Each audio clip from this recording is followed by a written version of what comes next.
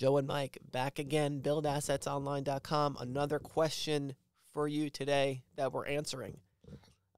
Would you recommend using any search engine tool for high-ticket dropshipping research? You know, we use search engine tools, we use Google Trends, we do all these things, but at the end of the day, is it really necessary? Is it time well spent? I don't really think so. I don't know. I'm with you on that. I think at the end of the day, it could be a bit of a detriment to the beginner to try using these tools. Right. Because, number one, they don't know what they're looking for. As we've talked about in so many videos, like a lot of our best products have come from doing something that wound up being like kind of saturated, but then finding the shoulder niche that was related to it, but really was not saturated at all. Right. Or maybe a supplier that, we would have never used a keyword tool to find. So the keyword tools are only as good as the inquiries you put into it. Right. And also, I feel like a new person is going to spend so much time. Like, you can really get lost in the data and the information of these tools. But is the data and information any better? Or is it more meaningful than getting a price list from a supplier? Absolutely not. And that's kind of the main point right there is, especially when you're new, you are looking for this perfect niche. You're looking for the perfect formula of everything's going to work out because of this and this and this. And it's never really the case because you can do all the keyword research in the world. You can find the best supplier according to your research. Then you contact them and they suck. They have 5% margins. They don't have map. The guy running the warehouse is, degenerate. Dipstick. So the product never ships. And so it's a nightmare. These are all things you can never, ever find out through your keyword tool. Right, exactly. And I think the main takeaway from this is the best research you could do for anything, any online business. I think probably I don't want to say any business in general, but the best research you could do for online business is action. Exactly. Like actually doing, like the more suppliers you call, that's the best research you're going to do.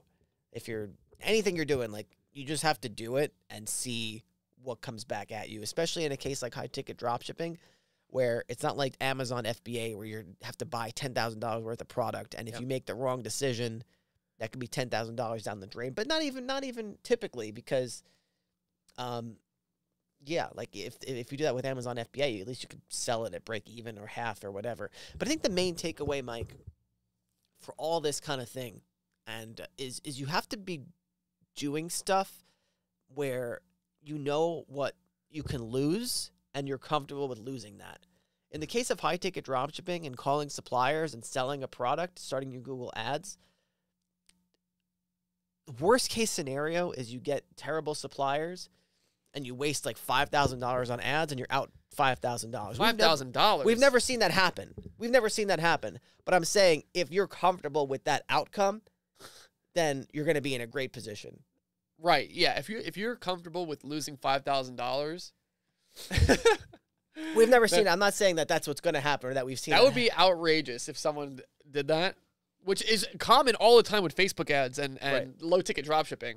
I don't know if that's why you're making that point, but people, that's like standard. I'm just saying it's important to map out what's the worst financial outcome that can happen with this exactly. and be totally comfortable with it, and then take as much action as you can.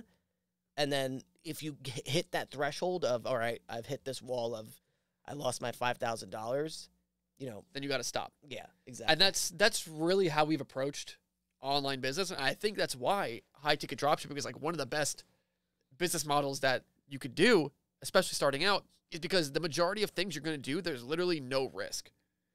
I don't want to say no risk, Mike. I said, all right, virtually no risk in terms of upfront cost to lose. Right. It's very doesn't cost Shopify website. Not really anything. Domain name, not really anything. Picking up the phone, calling a supplier. Not really anything. It's low on the risk spectrum, especially compared to other things. Extremely low. What's lower? What's lower on the risk spectrum and can yield you $1,000 per sale as a beginner? Not much. I would say the only thing that could be better would be if you were selling some sort of information product, or even like a Kindle type thing, like a Kindle book, but you can't sell a Kindle book for $1,000. Right. And you have to get the book written and write Get the book, it yeah, yourself. you have to pay for that. Yeah, no one could buy Unless the book. you're writing the book yourself or doing something That's like that. time. But the point is that understanding the amount of you could lose, which and setting that threshold, which again for high ticket dropshipping, it's really not that, like, the risk spectrum is low, and then taking as much action as possible and seeing what the results are and taking the learnings from that. Right. So you could say, all right, I have $3,000 right now. I'm going to set this aside. I'm going to use it towards my high ticket dropshipping endeavor. And if this goes to zero, then it's done. I will move on. Right. And I think with that, you have plenty of room to embark on your high ticket dropshipping journey. And I think it's really your best bet as far as, like, someone says, I have $3,000. I want to spend it on an online business. What do I do? Right. And that's how we've always operated, was we were just like, all right, I'm setting this aside for this, seeing what happens, and then reassessing. You know, sometimes we hit the, depending on the business model we did, you know, sometimes we hit the mark. Sometimes we were doing well to where we just kept going with it. High ticket dropshipping was one of those things where we had $2,000 set aside. And this was about research tools. Joe is getting up. This is something to sneeze at. So I think at the end of the day, the conclusion is, don't worry about tools.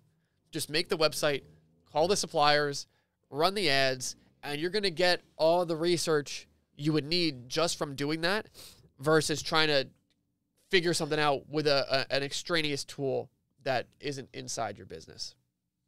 There you have it. BuildAssetsOnline.com/playbook. Learn how we build an online asset portfolio worth $1 million plus. Check it out now.